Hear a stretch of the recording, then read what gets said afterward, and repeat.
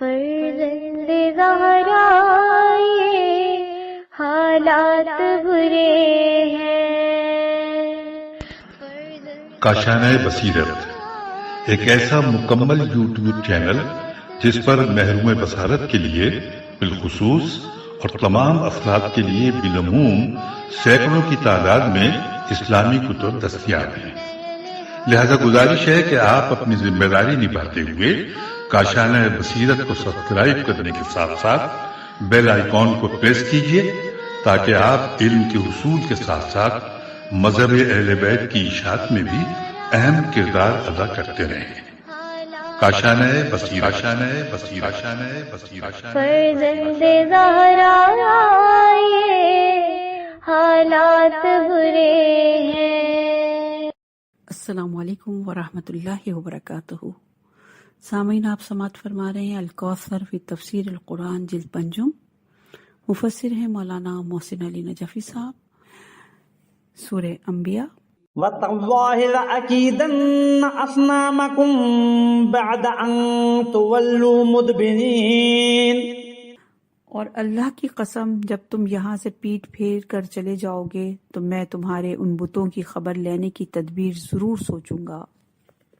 تفسیر آیت نمبر 1۔ تدبیر کو کہتے ہیں، پوشیدہ تدبیر کو کہتے ہیں حضرت ابراہیم علیہ السلام کا یہ کہنا کہ میں تمہارے بتوں کی خبر لوں گا، عزم اور ارادے کی بات ہے، دوسروں سے اظہار کی بات نہیں۔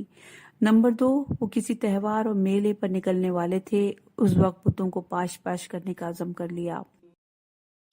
فَجَعَلَهُمْ جُذَاذًا إِلَّا كَبِيرًا لَهُمْ لَعَلَّهُمْ إِلَيْهِ يَرْجِعُونَ۔ چنانچہ ابراہیم نے ان بتوں کو ریزہ ریزہ کر دیا سوائے ان کے بڑے بت کے، تاکہ وہ اس کی طرف رجوع کریں۔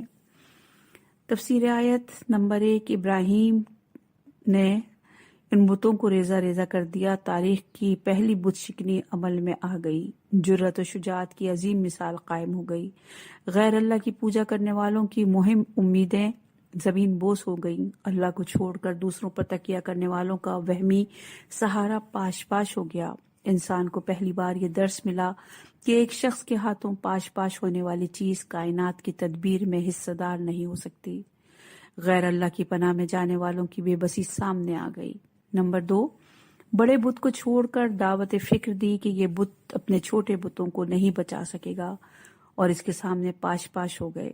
نمبر 3، وہ اس بڑے بت کی طرف رجوع کریں اور پوچھ لیں کہ ان چھوٹے بتوں کو کس نے توڑا، تم نے ان کو کیوں نہیں بچایا؟ ہم نے تو تمہیں اپنے لیے سہارا سمجھا تھا، تم تو بے بس ثابت ہوئے کہ اپنے بتوں کو بھی نہیں بچا سکے۔ بیک قدم وہ ایک ہی وار میں بت پرستوں کے جذبات کو جھنجھوڑا اور ان کی عقل کو بھی بتوں کو پاش پاش کر کے ان کے جذبات کو جھنجھوڑا، اور بڑے بت کو سالم چھوڑ کر ان کی عقل کو بھی سوچنے کی دعوت دی۔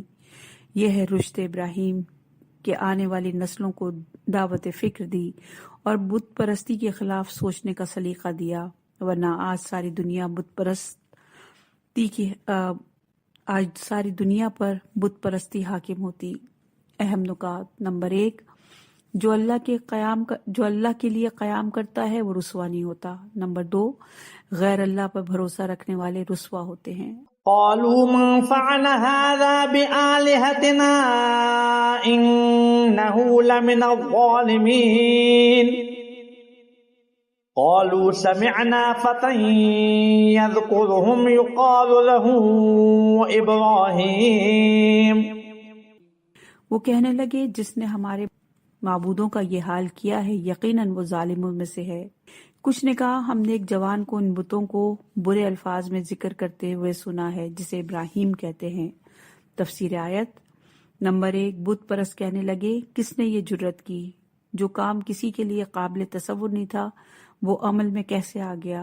یہ مسئلہ اختلافی بھی نہیں تھا، ہم اس کی ذمہ داری مخالفین پر ڈالتے ہیں۔ پورے معاشرے میں ان معبودوں کے خلاف کوئی شخص موجود نہیں، ان ہمارے معبودوں کے خلاف اتنی جسارت کون کر سکتا ہے؟ نمبر 2، کہا ایک مخالف کے وجود کا پتہ چلا ہے، صرف ایک فرد جس کی عمر بھی زیادہ نہیں، اس نے جوانی کے مرحلے میں تازہ قدم رکھا ہے۔ ابراہیم نام کا ایک فرد ان بتوں کے خلاف باتیں کر رہا تھا۔ وہ بات جو حضرت ابراہیم علیہ السلام نے آزر سے کہی تھی، اس کی طرف اشارہ ہو سکتا ہے۔ قالوا فأتوا به على أعين الناس لعلهم يشهدون۔ کہنے لگے اس سے سب کے سامنے پیش کرو تاکہ لوگ اسے دیکھ لیں۔ تفسیر آیت: حکم ہوا اس شخص کو حاضر کرو اور سب لوگوں کے سامنے لے آؤ تاکہ سب کے سامنے مسئلہ پیش ہوگا تو اس بات پر گواہ بھی مل جائیں گے۔ اسی نے بتوں کے خلاف جسارت کی تھی۔ اس کا مطلب یہ بھی ہو سکتا ہے کہ ابراہیم کے جرم کی گواہی دینے والے گواہی دیں کہ ہمارے بتوں کے خلاف بات کرنے والا یہی شخص تھا۔ قالوا أأنت فعلت هذا بآلهتنا يا إبراهيم قال بل فعله كبيرهم هذا فاسألوهم إن كانوا ينطقون۔ کہا اے ابراہیم، کیا ہمارے معبودوں کا یہ حال تم نے کیا ہے؟ ابراہیم نے کہا بلکہ ان کے اس بڑے بت نے ایسا کیا ہے، سو ان سے پوچھ لو اگر یہ بولتے ہوں۔ تفسیر آیت: نمبر 1، ابراہیم کو حاضر کیا جاتا ہے روئے زمین پر موجود واحد موحد کو دنیا شرک کی مرکزی سلطنت میں بلایا جاتا ہے۔ پھر سوال کرتے ہیں اے ابراہیم، کیا تم نے ہمارے معبودوں کے ساتھ یہ کام کیا؟ بعض روایت کی بنا پر حضرت ابراہیم علیہ السلام کی عمر اس وقت 16 سال تھی، اور یہ روایت ہے مجموع البیان میں، اور یہ ہے سورہ زخرف کی آیت نمبر 81، جس کا ترجمہ ہم پیش کر رہے ہیں کہ ابراہیم نے فرمایا اگر یہ بت بول سکتے ہیں تو ان سے پوچھ لو کہ ان میں سے بڑے بت نے یہ کام کیا ہے۔ ترتیب کلام بعض مفسرین کے نزدیک یہ ہے ان بتوں کی بے بسی کو ظاہر اور بت پرستی کو باطل ثابت کرنے کے لیے دلیل کے طور پر ایک مفروضہ سامنے رکھا۔ ان چھوٹے بتوں کو بڑے بت نے توڑا ہے۔ اگر یہ بولتے ہوئے حضرت ابراہیم علیہ السلام جھوٹ نہیں بول رہے تھے بلکہ ایک مفروضہ قائم کر رہے تھے۔ تمہارے معبود سے اگر کوئی کام بن سکتا ہے تو دوسرے بتوں کو اسی نے توڑا ہے۔ خود ان سے پوچھ لو اگر یہ بول سکتے ہیں۔ یہ نہ بول سکتے ہیں اور نہ توڑ سکتے ہیں، اس کا مطلب یہ نکلا کہ یہ بے بس معبود نہ کچھ بگاڑ سکتے ہیں نہ کچھ فائدہ دے سکتے ہیں۔ حضرت ابراہیم علیہ السلام نے مشروط بات کی، جیسا کہ فرمایا سورہ زخرف کی آیت نمبر 81 میں کہ کہہ دیجئے اگر رحمان کی کوئی اولاد ہوتی تو میں سب سے پہلے اس کی عبادت کرنے والا ہوتا۔ بت بات نہیں کر سکتے تو توڑ بھی نہیں سکتے، جو کسی نفع و ضرر کے قابل نہیں اس جامد چیز کی پوجا کرتے ہیں۔ فرجعوا إلى أنفسهم فقالوا إنكم أنتم الظالمون۔ یہ سن کر وہ اپنے ضمیر کی طرف پلٹے اور کہنے لگے حقیقتاً تم خود ہی ظالم ہو۔ تفسیر آیت: اس طرز استدلال سے ان کے ضمیر اور عقل کو ایک جھٹکا لگا۔ پہلے یہ بات کبھی نہیں سوچی، نہ کسی نے اس قسم کی بات کی۔ ایک جامد بے جان چیز کو اپنی زندگی کا مدبر سمجھ کر اس کے سامنے جھکنا واقعاً بڑی زیادتی ہے۔ آپس میں اس موضوع پر گفتگو شروع ہوئی۔ بت پرستی پہلی بار موضوع بحث آ گئی۔ اہم نکات: نمبر 1، حق ایک بار انسانوں کے عقل و ضمیر میں جلوہ گر ہوتا ہے، پھر مومن اسے اپنا لیتا ہے اور کافر اس کو دبا دیتا ہے۔ ثم نكسوا على رؤوسهم لقد علمت ما هؤلاء ينطقون۔ پھر وہ اپنے سروں کے بل اوندے ہو گئے اور ابراہیم سے کہا تم جانتے ہو یہ نہیں بولتے۔ تفسیر آیت: نمبر 1، پھر یہ اپنے سروں کے بل اوندے ہو گئے۔ پہلے کچھ دیر کے لیے یہ اپنی عقل و خرد کی طرف پلٹے، پھر منقلب ہو گئے۔ نہ عقل نہ غور و فکر۔ پہلے ان کے اپنے ضمیر نے تسلیم کیا کہ ابراہیم سچے ہیں اور ہم ظالم ہیں، بعد میں اوندے ہو گئے اور کہنا شروع کیا ہم سچے ہیں اور ابراہیم ظالم ہیں، اپنے ضمیر اور وجدان کے خلاف ہو گئے۔ سورہ نمل کی آیت نمبر 14 میں ارشاد باری تعالیٰ ہے وہ ان نشانیوں کے منکر ہوئے حالانکہ ان کے دلوں کو یقین آ گیا تھا۔ اپنے ضمیر کی آواز کے برعکس ان لوگوں نے الٹا سوچنا شروع کیا۔ ابراہیم علیہ السلام کو مجرم قرار دیا اور کہنے لگے، ابراہیم تجھے خود علم ہے یہ نہیں بول سکتے، لہٰذا تم نے ہی توڑے ہیں۔ قال افتعبدون من دون الله ما لا ينفعكم شيئا ولا يضركم اف لكم ولما تعبدون من دون الله افلا تعقلون۔ ابراہیم نے کہا، تو پھر تم اللہ کو چھوڑ کر انہیں کیوں پوچھتے ہو جو تمہیں نہ فائدہ پہنچا سکتے ہیں اور نہ نقصان؟ تف ہو تم پر اور ان معبودوں پر جنہیں تم اللہ کو چھوڑ کر پوچھتے ہو، کیا تم عقل نہیں رکھتے؟ تفسیر آیات نمبر 1۔ کسی کی بندگی کے چند عوامل ہو سکتے ہیں، وہ یہ ہیں: کمال، احتیاج، احسان اور خوف۔ ان بتوں میں نہ کوئی کمال ہے جس کے سامنے بے ساختہ جھکا جائے، نہ کوئی شخص ان بتوں کا محتاج ہے، نہ ہی ان بتوں کی طرف سے کوئی احسان ہے، اور نہ ان جامد بتوں سے کوئی خوف ہے، لہٰذا یہ بت کسی لحاظ سے بھی معبود نہیں بن سکتے۔ نمبر 2، یہ ایک نفرت اور برات ہے ان بتوں اور بت پرستوں سے۔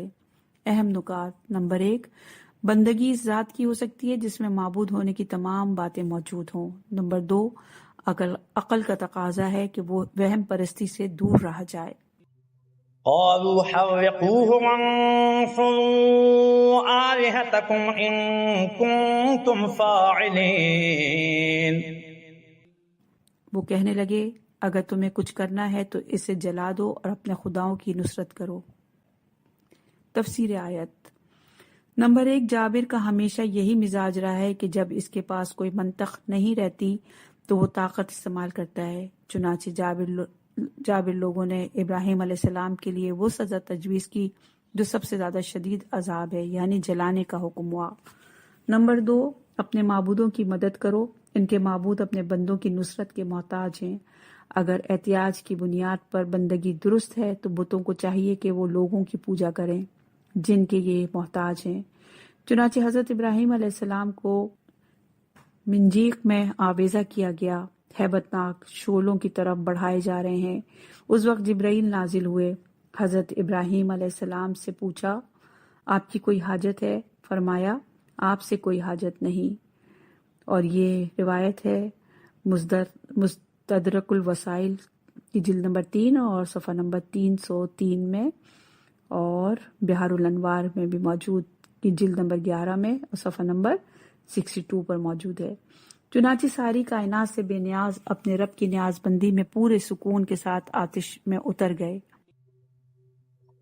قلنا یا نار کونی بردا وسلاما علی ابراہیم۔ ہم نے کہا، اے آگ ٹھنڈی ہو جا اور ابراہیم کے لیے سلامتی بن جا۔ تفسیر آیت ہم نے کہا، آتش ٹھنڈی ہو جا اور سلامتی بن جا ابراہیم کے لیے۔ اللہ تعالیٰ نے تمام اشیاء کو وجود دیا اور ان میں مختلف خاصیتیں ودیعت فرمائی۔ اس ذات کی قدرت میں ہے کہ ان چیزوں سے ان کی خاصیتیں سلب کر لے۔ آتش کو سوزش دینا اور اس سے اس سوزش کو سلب کرنا آتش کے خالق کے ہاتھ میں ہے۔ ایسا نہیں ہو سکتا کہ آتش کے وجود کا خالق اللہ ہو اور اس کی سوزش کا کنٹرول اللہ تعالیٰ کے ہاتھ میں نہ ہو۔ جس ذات کے لیے لفظ کن سے ایک لامحدود کائنات وجود میں آ سکتی ہے، اور وہ اسی کن سے آتش سرد ہونے کے بارے میں سوال نہیں اٹھایا جا سکتا۔ سورہ واقعہ کی آیت نمبر 71 اور 72 میں ارشاد ہے، یہ تو بتاؤ کہ جو آگ تم سلگاتے ہو اس کے درخت کو تم نے پیدا کیا ہے یا اس کے پیدا کرنے والے ہم ہیں۔ معجزے کے بارے میں ہم نے پہلے بھی ذکر کیا ہے کہ معجزے بلا علت و اسباب رونما نہیں ہوتے، البتہ جو علت و سبب معجزے کے پیچھے ہوتا ہے وہ ہمارے لیے قابل تسخیر نہیں ہے۔ نمبر 2، آگ کے لیے حکم تکوینی ہے کہ نہ صرف ٹھنڈی ہو جا، سامان سلامتی بھی فراہم کر۔ چنانچہ بعض روایت میں آیا ہے کہ حضرت ابراہیم علیہ السلام نے فرمایا، آتش میں جو دن میں نے گزارے میری زندگی کے آرام ترین دن تھے، اور یہ ہے تفسیر قرطبی میں یہ روایت. وَأَرَادُوا بِهِ كَيْدًا فَجَعَلْنَاهُمُ الْأَخْسَرِينَ. اور انہوں نے ابراہیم کے ساتھ اپنا حربہ استعمال کیا اور ہم نے خود انہیں ناکام بنا دیا. تفسیر آیت: کفار نے جو انتہائی حربہ استعمال کیا تھا، ایک سلطنت، پوری ایک ریاست، سب نے مل کر ایک لڑکے کے خلاف حربہ استعمال کیا اور اسے ہم نے ناکارہ بنا دیا. ابراہیم علیہ السلام بھی بچے رہے، ان کی دعوت بھی زندہ رہی. وَنَجَّيْنَاهُ وَلُوطًا إِلَى الْأَرْضِ الَّتِي بَارَكْنَا فِيهَا لِلْعَالَمِينَ. اور ہم ابراہیم اور لوط کو بچا کر اس سرزمین کی طرف لے گئے جسے ہم نے عالمین کے لیے بابرکت بنایا ہے. تفسیر آیت: بابرکت سرزمین سے مراد شام کی سرزمین ہے. فلسطین، لبنان، اردن اور سوریہ شام کی سرزمین شمار ہوتی ہیں. ان علاقوں میں بہت سے انبیاء مابعوث ہوئے. شریعتیں اس سرزمین پر نازل ہوئیں اور زمین کی شادابی کی وجہ سے یہاں کے لوگ خوشحال رہتے تھے. قبلہ اول، پہلا حرم اسی سرزمین پر موجود ہے. چنانچہ حضرت ابراہیم علیہ السلام فلسطین میں بس گئے اور حضرت لوط علیہ السلام ارض صدوم میں عراق کی سرزمین پر صرف حضرت لوط علیہ السلام داخل ایمان ہوئے اور آپ کے ساتھ ہجرت فرمائی. اہم نکات: نمبر 1، جو اللہ پر بھروسہ رکھتا ہے اسے دنیا اور آخرت میں آسائش مل جاتی ہے. وَوَهَبْنَا لَهُ إِسْحَاقَ وَيَعْقُوبَ نَافِلَةً وَكُلًّا جَعَلْنَا صَالِحِينَ. اور ہم نے ابراہیم کو اسحاق اور یعقوب بطور عطیہ دیے اور ہم نے ہر ایک کو صالح بنایا. تفسیر آیت: حضرت ابراہیم علیہ السلام اولاد کے لیے دعا کرتے تھے، ان کو نافلہ عطیہ کو کہتے ہیں. حضرت ابراہیم علیہ السلام کی دعا ایک ذاتی خواہش نہ تھی کہ اولاد دیکھ کر خوش رہیں، بلکہ ادیان سماوی کے لیے جو قیادت آپ کے ذمے تھی، اس کے تسلسل تحریک توحید کو آگے بڑھانے، آنے والی تمام نسلوں کی ہدایت و امامت کے لیے اولاد کی خواہش کی. جب حضرت ابراہیم علیہ السلام 99 سال کے پہنچ گئے تو اسماعیل علیہ السلام پیدا ہوئے اور 112 سال کی عمر میں حضرت اسحاق پیدا ہوئے. وَجَعَلْنَاهُمْ أَئِمَّةً يَهْدُونَ بِأَمْرِنَا وَأَوْحَيْنَا إِلَيْهِمْ فِعْلَ الْخَيْرَاتِ وَإِقَامَ الصَّلَاةِ وَإِيتَاءَ الزَّكَاةِ وَكَانُوا لَنَا عَابِدِينَ. اور ہم نے انہیں پیشوا بنایا جو ہمارے حکم کے مطابق رہنمائی کرتے تھے، اور ہم نے نیک عمل کی انجام دہی اور قیام نماز اور ادائیگی زکوٰۃ کے لیے ان کی طرف وحی کی اور وہ ہمارے عبادت گزار تھے. تفسیر آیات: نمبر 1، نسل ابراہیم میں سلسلہ امامت کو جاری رکھتے ہوئے فرمایا کہ ابراہیم کی اولاد کو ہم نے امامت کے مقام پر فائز کیا. امامت ایک منصب ہے جس کا تعین اللہ تعالیٰ کی طرف سے ہوتا ہے. نمبر 2، وہ ائمہ ایسے ہیں جو امر خدا کے عین مطابق ہدایت دیتے ہیں، خود اپنی طرف سے کوئی بات نہیں کرتے. نمبر 3، فعل خیرات کے حکم کی وحی ہوئی یا خود فعل خیرات کی وحی ہوئی. اگر حکم وحی کے ذریعے آیا تو یہ وحی تشریح ہوگی، اور خود عمل خیرات وحی کے ذریعے آیا ہے تو یہ وحی تکوینی ہوگی. المیزان کے نزدیک یہ وحی تکوینی ہے اور مقام امامت سے مربوط ہے جو مرحلہ نفاذ سے متعلق ہے. چنانچہ اس میں امر تکوینی مراد لیتے ہیں. اس صورت میں ائمہ کی یہ تعریف نکلتی ہے کہ ائمہ وہ ہیں جن کی سیرت و کردار یعنی فعل الخیرات، اقامہ نماز و ادائے زکوٰۃ عملی طور پر نازل ہوتے ہیں. حکم کی جگہ عمل کی وحی کو سمجھنے کے لیے اس حدیث کا مطالعہ کرتے ہیں جو ابن عربی نے اپنی تفسیر میں اسی آیت کے ذیل میں ذکر کی ہے. ارشاد ہے کہ رسول اللہ صلی اللہ علیہ وآلہ وسلم نے فرمایا، میں اور علی 2 نور تھے، اللہ تعالیٰ کی تسبیح اور حمد بیان کرتے تھے، لا الہ الا اللہ کی تحلیل کرتے تھے. ہماری تسبیح سے فرشتوں نے بھی تسبیح شروع کر دی اور ہماری حمد سے فرشتوں نے بھی حمد شروع کی اور تحلیل کی. اور جب آدم علیہ السلام کی تخلیق ہوئی تو ہم ان کی پیشانی کی طرف منتقل ہو گئے اور ان کی پیشانی سے ان کے صلب کی طرف، پھر حضرت شیش کی طرف منتقل ہوئے۔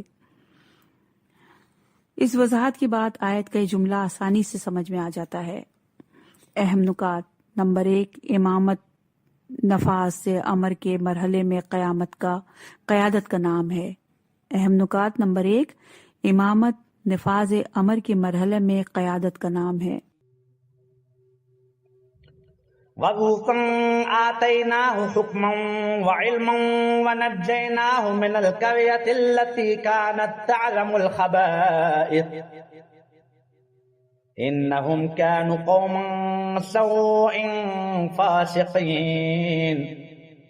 اور لوط کو ہم نے حکمت اور علم عطا کیا اور ہم نے انہیں اس بستی کے شر سے نجات دی جہاں کے لوگ بے حیائی کا ارتکاب کرتے تھے، یقیناً وہ برائی والے اور بدکار قوم تھی۔ تفسیر آیت نمبر 1، حکم سے مراد قوت فیصلہ ہو سکتا ہے اور ممکن ہے حکم سے مراد حکمت ہو جو حقائق کے ادراک سے عبارت ہے۔ علم سے مراد اللہ کی طرف سے ان منکشف حقائق اور واقعات کے لیے معینہ قانون کا علم ہے۔ نمبر 2، بستی سے مراد صدوم کی بستی ہے جو تباہ ہو گئی۔ نمبر 3 سے مراد ہم جنس بازی ہے جو قوم لوط کا شیوہ تھا۔ وَأَدْخَلْنَاهُ فِي رَحْمَتِنَا إِنَّهُ مِنَ الصَّالِحِينَ۔ اور ہم نے انہیں لوط کو اپنی رحمت میں داخل کیا اور یقیناً صالحین میں سے تھے۔ تفسیر آیت: جو بندہ صالح کے درجے پر فائز ہوگا اسے اللہ اپنی رحمت میں داخل فرمائے گا۔ حضرت لوط علیہ السلام کو اللہ نے علم و حکمت سے نوازا تو وہ اس فضل الہی کے اہل ثابت ہوئے۔ وَنُوحًا إِذْ نَادَى مِن قَبْلُ فَاسْتَجَبْنَا لَهُ فَنَجَّيْنَاهُ وَأَهْلَهُ مِنَ الْكَرْبِ الْعَظِيمِ۔ اور نوح کو بھی ہم نے نوازا، جب انہوں نے ابراہیم سے پہلے ہمیں پکارا تو ہم نے ان کی دعا قبول کی، پس انہیں اور ان کے گھر والوں کو بڑی پریشانی سے نجات دی۔ تفسیر آیت نمبر 1، صدیوں کی تبلیغ کے بعد اپنی قوم سے مایوس ہو کر نوح علیہ السلام نے اللہ سے دعا کی، پروردگار روئے زمین پر بسنے والے کفار میں سے ایک کو بھی باقی نہ چھوڑ۔ اور یہ ہے سورہ نوح کی آیت نمبر 26 اور ہے آیت نمبر 2۔ حضرت ابراہیم علیہ السلام اور لوط علیہ السلام سے پہلے اللہ نے انہیں عظیم مصیبت سے نجات دی جس کا ذکر سورہ ہود میں آ گیا ہے۔ وَنَصَرْنَاهُ مِنَ الْقَوْمِ الَّذِينَ كَذَّبُوا بِآيَاتِنَا إِنَّهُمْ كَانُوا قَوْمَ سَوْءٍ فَأَغْرَقْنَاهُمْ أَجْمَعِينَ۔ وَدَاوُودَ وَسُلَيْمَانَ إِذْ يَحْكُمَانِ فِي الْحَرْثِ إِذْ نَفَشَتْ فِيهِ غَنَمُ الْقَوْمِ وَكُنَّا لِحُكْمِهِمْ شَاهِدِينَ فَفَهَّمْنَاهَا سُلَيْمَانَ وَكُلًّا آتَيْنَا حُكْمًا وَعِلْمًا وَسَخَّرْنَا مَعَ دَاوُودَ الْجِبَالَ يُسَبِّحْنَ وَالطَّيْرَ وَكُنَّا فَاعِلِينَ۔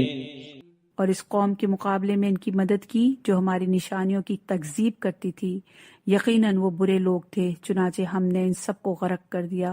اور داؤد اور سلیمان کو بھی نوازا جب وہ دونوں ایک کھیت کے بارے میں فیصلہ کر رہے تھے جس میں رات کے وقت لوگوں کی بکریاں بکھر گئی تھیں اور ہم ان کے فیصلے کا مشاہدہ کر رہے تھے، تو ہم نے سلیمان کو اس کا فیصلہ سمجھا دیا اور ہم نے دونوں کو حکمت اور علم عطا کیا، اور ہم نے پہاڑوں اور پرندوں کو داؤد کے لیے مسخر کیا جو ان کے ساتھ تسبیح کرتے تھے، اور ایسا کرنے والے ہم ہی تھے۔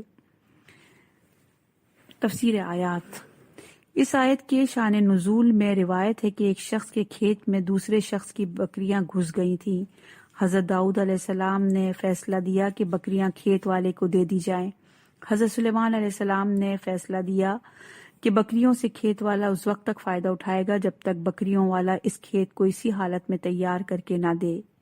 اور یہ روایت ہے مجموع البیان اور کشاف کی روایت کے مطابق حضرت سلیمان علیہ السلام اس وقت 11 سال کی عمر میں تھے۔ ممکن ہے اس مسئلے میں 2 نظریے سامنے آئے ہوں، ایک حضرت داؤد علیہ السلام کا اور دوسرا حضرت سلیمان علیہ السلام کا۔ آخر میں فیصلہ حضرت سلیمان علیہ السلام کے موقف کے مطابق ہوا۔ اس قصے کو بیان کرنے کا مقصد ممکن ہے یہ ہو کہ عدالتی فیصلوں میں نظر ثانی کی ضرورت پیش آتی ہے، اگرچہ پہلا حکم بھی حکم خدا کے مخالف نہ تھا، تاہم بہتر فیصلے کی گنجائش رہتی ہے۔ المیزان کے نزدیک کا مطلب یہ ہے کہ فیصلے سے پہلے باہمی مشورے میں 2 نظریے سامنے آئے ہیں، ورنہ ایک واقعے کے 2 فیصلے معقول نہیں ہیں۔ نمبر 1، ہم نے سلیمان کو سمجھایا، اس سے ظاہر ہوتا ہے کہ سلیمان کا فیصلہ اللہ کی طرف سے تھا۔ رہا حضرت داؤد علیہ السلام کا فیصلہ، اس بارے میں بعض حضرات کہتے ہیں کہ حضرت داؤد علیہ السلام کا اپنا اجتہاد تھا جو صائب نہ تھا۔ یہاں ان حضرات نے یہ موقف بنا لیا کہ انبیاء علیہ السلام کے لیے اجتہاد جائز ہے۔ امامیہ کے نزدیک انبیاء علیہ السلام کے لیے اجتہاد جائز نہیں، بلکہ اس کی نوبت نہیں آتی، کیونکہ انبیاء علیہ السلام کے لیے حکم واقعہ وحی کے ذریعے حاصل کرنا ممکن ہوتا ہے۔ اس کے باوجود اجتہاد یعنی اپنی ذاتی رائے پر عمل کرنا کیسے ممکن ہے؟ امامیہ کے نزدیک اجتہاد بمعنی ذاتی رائے پر عمل کرنا امت کے لیے بھی جائز نہیں ہے، اور یہ روایت ہے توسیع البیان، اس کی ذیل کی آیت میں یہ بیان کیا ہے۔ اس میں نمبر 2 ہے کہ ہم نے ان سب کو حکمت اور علم عطا کیا۔ اس جملے سے معلوم ہوتا ہے کہ حضرت داؤد علیہ السلام کا فیصلہ حکمت اور علم کے منافی نہ تھا۔ چنانچہ ایک روایت میں رسول اللہ صلی اللہ علیہ وآلہ وسلم نے اس قسم کا ایک فیصلہ کیا جس میں حکم دیا مویشیوں کے مالک کو چاہیے کہ وہ رات کو مویشیوں کو اپنے کنٹرول میں رکھے اور کھیت والا دن میں اپنے کھیت کو بچائے، اور یہ ہے مجموع بیان کی روایت۔ نمبر 3 ہے کہ حضرت داؤد علیہ السلام کی خوش الحانی کا یہ عالم تھا کہ پہاڑ بھی وجد میں آ جاتے اور ساتھ تسبیح کرتے تھے، اور پرندے بھی اس خوش الحانی سے متاثر ہوئے بغیر نہیں رہ سکتے تھے۔ اس میں تعجب کی کوئی بات نہیں۔ قرآن کا صریح لفظوں میں اعلان ہے کہ کوئی چیز ایسی نہیں جو اس کی ثنا میں تسبیح نہ کرتی ہو، لیکن تم ان کی تسبیح کو سمجھتے نہیں ہو، اور یہ ہے سورہ بنی اسرائیل کی آیت نمبر 44۔ قرآن کی طرف سے اس کی صراحت کے باوجود کچھ حضرات اس تسبیح کو سمجھنے کا دعویٰ کرتے ہیں اور کہتے ہیں کہ حضرت داؤد علیہ السلام کی خوش الحانی کی وجہ سے پہاڑوں میں ان کی آواز گونجتی تھی، حالانکہ پہاڑوں میں تو ہر اونچی آواز گونجتی ہے، صرف داؤد علیہ السلام کی مثال سے نہیں۔ دوسری بات اس گونجنے کی تقصیر نہیں کہا جاتا۔ اگر پہاڑوں کی تسبیح کو گونجنے سے توجیہ اور تعویل کرتے ہیں تو پرندوں کے لیے کیا تعویل کریں گے؟ پہاڑوں اور پرندوں کو تسخیر دینے والا اللہ ہے۔ اللہ کی قدرت کاملہ کے بارے میں کسی قسم کی تعویل قابل قبول نہیں ہے۔ بعض اہل تحقیق کے مطابق لفظ یہ بات سامنے آ جاتی ہے کہ پہاڑ حضرت کے لیے مسخر نہیں تھے بلکہ تسبیح کے لیے مسخر تھے۔ اہم نکات: نمبر 1، تسبیح اگر قلب سے نکلے تو قلب فطرت کو مسخر کر دیتی ہے۔ وَعَلَّمْنَاهُ صَنْعَةَ لَبُوسٍ لَكُمْ لِتُحْصِنَكُمْ مِنْ بَأْسِكُمْ فَهَلْ أَنْتُمْ شَاكِرُونَ۔ اور ہم نے تمہارے لیے انہیں ذرا سازی کی صنعت سکھائی تاکہ تمہاری لڑائی میں وہ تمہارا بچاؤ کرے، تو کیا تم شکر گزار ہو؟ تفسیر آیت۔ سورہ سبا میں بھی ذرا سازی کا ذکر ان لفظوں میں آیا ہے، سورہ سبا کی آیت نمبر 10 اور 11 میں۔ اور ہم نے لوہے کو ان کے لیے نرم کر دیا کہ تم ذرائع بناؤ اور ان کے حلقوں کو باہم مناسب رکھو۔ حضرت داؤد علیہ السلام ہی کے دور میں لوہے کا انکشاف ہوا۔ لوہے کا انکشاف انسان کے لیے نہایت اہمیت کا حامل تھا، پھر اسے پگھلا کر اپنے مقصد کی شکل میں لانا ایک اہم ترین صنعت تھی۔ ہم نے داؤد کے لیے لوہے کو نرم کیا۔ اندازہ ہوتا ہے کہ لوہے کی تسخیر حضرت داؤد علیہ السلام کے زمانے میں ہوئی تھی۔ آپس کی لڑائیوں میں تمہارا بچاؤ کرے گی۔ آیت کے اس جملے سے ظاہر ہوتا ہے کہ وہ حربی اوزار جو زمانے میں رائج ہیں دینداروں کے دست راسی میں ہونے چاہیے، اور تمام حربی سامان جو دشمن کے پاس ہے دینداروں کے پاس بھی ہونا چاہیے، کیونکہ حق کو ہمیشہ باطل سے نبرد آزما ہونا ہوتا ہے۔ کیا تم شکر کرنے والے ہو؟ دشمن کے مقابلے میں اپنا تحفظ کا سامان فراہم ہونا امن و سلامتی کے ساتھ زندگی گزارنے کے لیے ضروری ہے۔ اس قسم کا تحفظ حاصل ہونا مقام شکر ہے۔ اہم نکات: نمبر 1، اپنے تحفظ کا سامان حرب حاصل کرنا امن کی زندگی کے لیے ضروری ہے۔ نمبر 2، مسلمانوں کے پاس ہر معاصر صنعت کا ہونا بھی ضروری ہے۔ وسليمان الريح عاصفة تجري بأمره إلى الأرض التي باركنا فيها وكنا بكل شيء عالمين۔ اور سلیمان کے لیے تیز ہوا کو مسخر کیا جو ان کے حکم سے اس سرزمین تک چلتی تھی جسے ہم نے بابرکت بنایا تھا، اور ہم ہر چیز کا علم رکھنے والے ہیں۔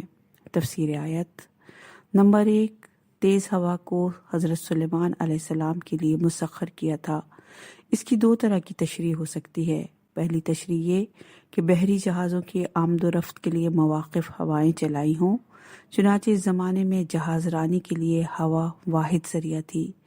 فلسطین سے دیگر ممالک کی طرف اور بحر روم سے مغربی ممالک کی طرف تجارتی جہاز ہوا ہی کے ذریعے سفر کرتے تھے۔ تسخیر کا یہ مطلب لیا جائے گا کہ حضرت سلیمان علیہ السلام کے تجارتی جہاز جو مغربی اور جنوبی مشرقی علاقوں میں چلتے تھے ان کے لیے موافق ہوا ملا کرتی تھی۔ یہ تشریح قابل ترجیح نہیں، کیونکہ اس صورت میں یہ ہوا صرف حضرت سلیمان علیہ السلام کے لیے مسخر نہ تھی، عام قدرتی بات ہوگی۔ دوسری تشریح یہ ہو سکتی ہے کہ اللہ تعالیٰ نے ہوا کو براہ راست حضرت سلیمان علیہ السلام کی تسخیر میں دیا تھا اور ہوا پر حضرت سلیمان علیہ السلام کا حکم چلتا تھا۔ اس تشریح کے لیے قرینہ بن جاتا ہے اگر ضمیر سلیمان علیہ السلام کی طرف پلٹتی ہے تو اس صورت میں آیت کے یہ معنی ہوں گے۔ نمبر 2، یہ ہوا حضرت سلیمان کے حکم سے چلتی تھی۔ شیخ طوسی علیہ الرحمہ کے نزدیک ضمیر سلیمان کی طرف ہے اور سلیمان کے حکم سے چلتی تھی۔ نمبر 3، تیز ہوا کشتی چلنے کے لیے جس قوت کی ضرورت ہوتی ہے وہ اس ہوا میں موجود تھی اور ساتھ ساتھ آرام سے چلتی تھی، جیسا کہ سورہ صاد کی آیت نمبر 36 میں فرمایا ہے۔ جدھر وہ جانا چاہتے ان کے حکم سے نرمی کے ساتھ اسی طرف چل پڑتی تھی۔ یہ ہوا تیز تھی اور اس تیزی میں نرمی بھی تھی جو کشتی رانی کے لیے مساعد ہوتی ہے۔ ہوا کی تیزی میں تلاطم نہیں ہوتا اور نرمی میں جمود نہیں ہوتا۔ نمبر 4، وہ مبارک سرزمین شام کی سرزمین ہے جہاں حضرت سلیمان علیہ السلام کا دارالخلافہ ہے۔ اس کا مطلب یہ ہو سکتا ہے کہ تسخیر ہوا کی منزل ارض شام ہے۔ نمبر 5، اللہ اپنے احاطہ علمی کے مطابق تدبیر عالم کا عمل انجام دیتا ہے۔ ایک چھوٹی سی چھوٹی حرکت اس کے نظام تدبیر اور احاطہ علمی سے خارج نہیں ہے۔ وَمِنَ الشَّيَاطِينِ مَن يَغُوصُونَ لَهُ وَيَعْمَلُونَ عَمَلًا دُونَ ذَلِكَ وَكُنَّا لَهُمْ حَافِظِينَ۔ اور شیاطین میں سے کچھ کو مسخر بنایا جو ان کے لیے غوطے لگاتے تھے اور اس کے علاوہ دیگر کام بھی کرتے تھے، اور ہم ان سب کی نگہبانی کرتے تھے۔ تفسیر آیت نمبر 1، شیاطین سے مراد جنات ہیں جو حضرت سلیمان علیہ السلام کے لیے مسخر تھے۔ کچھ جدید مفسرین محسوس پرستی میں مبتلا ہیں کہ جو چیز ان کے لیے محسوس نہیں ہے وہ ان کی سمجھ سے باہر ہے۔ جہاں ان کی حس نہیں پہنچتی وہاں ان کے نزدیک اللہ کی قدرت بھی نہیں پہنچتی۔ کہتے ہیں یا شیاطین جنات سے مراد گرد و پیش کے قبائلی لوگ ہیں۔ یہ واضح سی بات ہے، اگر یہ جنات نہیں انسان تھے تو ان کو شیاطین سے تعبیر کرنے کی کیا ضرورت پیش آئی؟ ثانیاً انسان تو دیگر بہت سے بادشاہوں سرمایہ داروں کے لیے مسخر ہوتے ہیں۔ فرعون کے لیے بہت سے لوگ مسخر تھے کہ احرام بنوایا۔ اس میں سلیمان علیہ السلام کے لیے کون سی خصوصیت ہے کہ اس اہتمام کے ساتھ اس کا ذکر کیا گیا؟ نمبر 2، سلیمان علیہ السلام کے لیے غوطے لگاتے اور موتیاں نکال لاتے تھے۔ نمبر 3، غوطے کے علاوہ دیگر کام بھی ان سے لیا جاتا تھا، جیسے بلند و بالا عمارتوں کی تعمیر۔ اس کے معنی اس سے کمتر بھی ہو سکتے ہیں، یعنی سمندی جواہر نکالنے سے کمتر کا کام بھی ان سے لیا جاتا تھا۔ نمبر 4، جنات کے ہر کام کی ہم نظارات کرتے تھے کہ وہ کسی خلاف ورزی اور شرارت کے مرتکب نہ ہوں، کہ ان کو چھوڑنا اور بند کرنا ہمارے قبضے میں ہے۔ چنانچہ دوسری جگہ ان جنات کو قابو میں رکھنے کے بارے میں فرمایا، سورہ سواد کی آیت نمبر 38 میں، اور دوسروں کو بھی جو زنجیروں میں جکڑے ہوئے تھے۔ وَأَيُّوبَ إِذْ نَادَى رَبَّهُ أَنِّي مَسَّنِيَ الضُّرُّ وَأَنْتَ أَرْحَمُ الرَّاحِمِينَ۔ اور ایوب کو بھی اپنی رحمت سے نوازا جب انہوں نے اپنے رب کو پکارا، مجھے بیماری سے تکلیف ہو رہی ہے اور تو ارحم الراحمین ہے۔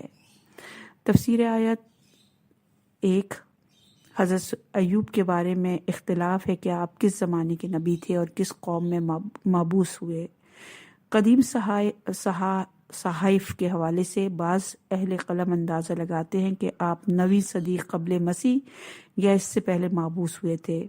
تفسیر طبری میں یمانی کی ایک روایت میں کہا ہے کہ روم اور بعض نے اس وہب کے حوالے سے لکھا ہے کہ حضرت ایوب حضرت اسحاق علیہ السلام کی نسل سے ہیں۔ نمبر 2، اس نے اپنے رب کو پکارا، مجھے بیماری کی تکلیف ہے۔ حضرت ایوب علیہ السلام کو اللہ تعالیٰ نے مال و اولاد ہاتھ سے جانے اور 18 سال تک بیماری کے ساتھ آزمایا۔ ہر سمت اور ہر سو سے آنے والی اس آزمائش پر صابر و شاکر رہنے کے بعد اللہ تعالیٰ نے ان کو شفا دی۔ فَاسْتَجَبْنَا لَهُ فَكَشَفْنَا مَا بِهِ مِنْ ضُرٍّ وَآتَيْنَاهُ أَهْلَهُ وَمِثْلَهُمْ مَعَهُمْ رَحْمَةً مِّنْ عِنْدِنَا وَذِكْرَى لِلْعَابِدِينَ۔ تو ہم نے ان کی دعا قبول کی اور ان کی تکلیف ان سے دور کر دی اور انہیں ان کے اہل و عیال عطا کیے، اور اپنی رحمت سے ان کے ساتھ اتنے مزید بھی جو عبادت گزاروں کے لیے ایک نصیحت ہے۔ تفسیر آیات نمبر 1، دعا کی استجابت ہوئی اور بیماری دور ہوئی۔ نمبر 2، اہل و عیال اولاد واپس دے دیے۔ صرف یہی نہیں بلکہ نمبر 3، اتنے مزید اہل و عیال مال و اولاد دیے۔ نمبر 4، اس صبر و تحمل کے عوض میں اللہ کی رحمت کے تقاضوں کے مطابق۔ نمبر 5، یہ انعام اور اکرام اس لیے کیا کہ تاکہ عبادت گزاروں کے لیے ایک تذکرہ اور درس ہو کہ اگر کوئی عبادت گزار کسی مصیبت میں مبتلا ہو جاتا ہے تو وہ یہ سمجھے یہ اللہ کی طرف سے امتحان ہے، انتقام نہیں۔ اللہ کی توجہ ہے، نفرت نہیں۔ بندگی کا لازمہ ہے، بیگانگی نہیں۔ اہم نکات۔ نمبر 1، اللہ اپنے خاص بندوں کو آزمائش میں ڈالتا ہے۔ نمبر 2، بندہ اگر کسی بھی قسم کی آزمائش میں نہ پڑے تو فکر مند ہونا چاہیے۔ وَإِسْمَاعِيلَ وَإِدْرِيسَ وَذَا الْكِفْلِ كُلٌّ مِّنَ الصَّابِرِينَ۔ اور اسماعیل اور ادریس اور ذوالکفل کو بھی اپنی رحمت سے نوازا، یہ سب صبر کرنے والوں میں سے تھے۔ تفسیر آیت، صبر و تحمل میں صف اول کی شخصیت حضرت ایوب کے بعد دیگر صابرین کا ذکر ہے۔ حضرت اسماعیل علیہ السلام نے مرضی رب کے لیے اپنے ذبح ہونے پر صبر کیا اور بے آب و گیا جگہ پر زندگی کو اختیار کیا۔ حضرت ادریس علیہ السلام کا پہلے بھی ذکر ہوا ہے۔ آپ نے اپنی قوم کو توحید کی دعوت دی، ان کی قوم نے ان کی دعوت کو ٹھکرا دیا تو وہ ہلاک ہو گئی، اور اللہ نے ادریس کو آسمان میں اٹھا لیا۔ ذوالکفل بھی انبیاء میں سے ایک نبی ہے۔ امام محمد باقر علیہ السلام سے روایت کی گئی ہے کہ ذوالکفل انبیاء میں سے ہیں، حضرت سلیمان کے بعد مبعوث ہوئے۔ حضرت داؤد علیہ السلام کی طرح لوگوں میں فیصلے کرتے تھے، صرف برائے خدا غصہ کرتے تھے۔ ان کا نام ادو یا بن ادارین ہے، اور یہ روایت ہے مجموع البیان میں۔ وَأَدْخَلْنَاهُمْ فِي رَحْمَتِنَا إِنَّهُمْ مِنَ الصَّالِحِينَ۔ اور ہم نے انہیں اپنی رحمت میں داخل کیا، یقیناً یہ صالحین میں سے تھے۔ تفسیر آیت، رحمت الہی میں داخل ہونے کے بعد نبوت کے درجے پر فائز ہوتے ہیں۔